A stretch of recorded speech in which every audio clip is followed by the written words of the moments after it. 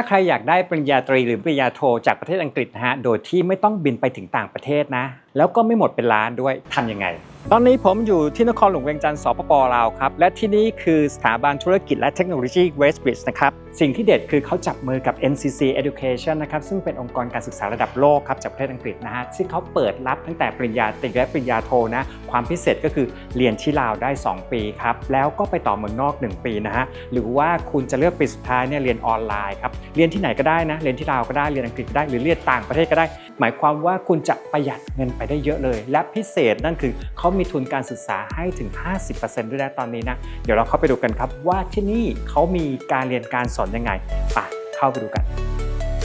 Because the curriculum here is the same as UK, so there's many benefits which lower costs, and I don't have to move away from my family, but I still receive the same education, so it benefits me a lot. มันประหยัดครับเพราะจริงๆแล้วน้องก็สามารถที่จะไปเรียนต่อที่ประเทศอังกฤษได้เลยนะแต่น้องก็บอกว่าประหยัดเพราะว่าเราสามารถเรียนที่2ปีก่อนแล้วค่อยจะเดินทางไปเรียนต่อประเทศอังกฤษอีก1ปีก็ได้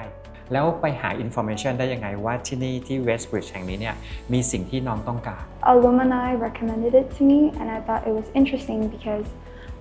still didn't really know what to do after I graduated, but since I have A-levels, it was quite easy to join Westbridge because I don't have to study foundation because AIS provided me with A-levels. So the process of joining Westbridge was really easy, and it's easier than applying for UK universities. แล้ววันนี้นะครับผมได้มาเจอดร.คำแสนศรีสวงครับซึ่งเป็นผู้ก่อตั้งการศึกษาหลายๆโรงเรียนอยู่ที่นี่เลยครับสบายดี สบายดี สวัสดีครับผมได้ข่าวมาว่าท่านเนี่ยได้เฮ็ดเวียกเกี่ยวกับเรื่องการศึกษาในสปป.ลาวเนี่ยมาเป็นหลายสิบปีเลยอยากจะสอบถามท่านที่เกี่ยวกับเรื่องแรงบันดาลใจอะไรเข้ามาเฮ็ดเวียกเกี่ยวกับเรื่องการศึกษาของกลุ่มแสงสวรรค์เนาะจากของกลุ่มการศึกษาแสงสวรรค์สำหรับการเริ่มก่อตั้งโรงเรียนแสงสวรรค์นี้ตอนสมัยข้าพเจ้าได้เป็นนักศึกษาอยู่มหาวิทยาลัยตั้งแต่ทำอิฐมาข้าพเจ้าก็คิดว่าการพัฒนาประเทศลาวของพวกเขานี้อาจสำคัญที่สุดเป็นการพัฒนาทรัพยากรมนุษย์ทั้งที่ว่าประเทศลาวเขาก็มีทรัพยากรธรรมชาติมีที่ตั้งหลายๆอย่างที่เป็นท่าแห่งในการพัฒนาแต่ว่าการพัฒนาพวกเขายังบ่ทันหมู่ดังนั้นข้าพเจ้าคิดว่าการพัฒนาบุคลากรนี้เป็นปัจจัยที่สำคัญดังนั้นข้าพเจ้าจึงมาตัดสินใจว่าเริ่มสร้างตังโรงเรียนเพื่อจะเปิดโอกาสให้แก่คนลาวเฮานี้ได้มีการศึกษามีวิชาชีพอันสูงและมาตรฐานสากลเพื่อจะได้ประกอบส่วนในการพัฒนาประเทศชาติในสมัยก่อนที่ข้าพเจ้าเริ่มสร้างตังนั้นสถาบันการศึกษานี้ยังมีขอบเขตจำกัดยังมีน้อยและการเข้าถึงแหล่งการศึกษานี่ยังเป็นปัญหาที่ยากที่สุดสำหรับคนลาวและข้าพเจ้าที่ได้มีโอกาสมันอยู่จุดนี้ก็เลยว่าอยากสร้างตั้งสถาบันการศึกษาให้มันทุกชุมชนนั้นมันได้เข้าถึงแล้วผมก็ทราบมาว่านะจริงๆแล้วเนี่ยท่านไม่ใช่มีแค่1โรงเรียน2โรงเรียนตั้งแต่ประถมเลยนั่นคือ AIS Australian International School อันที่2คือโรงเรียนประจำอีก Western Australian นั่นคือโรงเรียนประจำอันที่3นั่นคือที่นี่นั่นคือวิทยาลัย Westbridge ทั้ง3อันเนี่ยก็คือตั้งแต่ประถมจนกระทั่งมาถึงต่อมหาลัยแล้วมาเรียนที่นี่ได้เลยเนี่ยมีแรงบันดาลใจไงครับความจริงแล้วมี6โรงเรียนยังมีโรงเรียน2ภาษาแสงสวรรค์1 2 3 4เพราะว่าอยู่ในกลุ่มของเรานี่มี6โรงเรียนในปัจจุบันจของการศึกษาเลยข้าพเจ้าก็ได้เริ่มสร้างตั้งให้มันมีหลายโรงเรียนเพื่อจะให้หลายชั้นคนนั้นเข้าถึงโรงเรียนแต่ข้าพเจ้าได้สร้างตั้งโรงเรียน2ภาษาแสงสวรรค์ให้ตลาดที่มีแห่งซื้อนั้นต่ำสามารถเข้าถึงได้ได้เรียนภาษานำได้เรียนภาษาลาวนำแล้วก็โรงเรียนนานาชาติดังกล่าวนี้ครับเจ้าก็มีร่วมมือกับใช้หลักสูตรกับหลายประเทศออสเตรเลียประเทศอังกฤษเพื่ออยากให้คนลาวทุกชั้นคนนั้นได้เข้าถึงแหล่งการศึกษาที่มีคุณภาพคิดแนวใดถึงได้เลือกโรงเรียนนี้เจ้าBecause I don't have a goal to go abroad yet because I'm still not sure about myself. So that's why I decided to learn in Westbridge to earn credit before going abroad.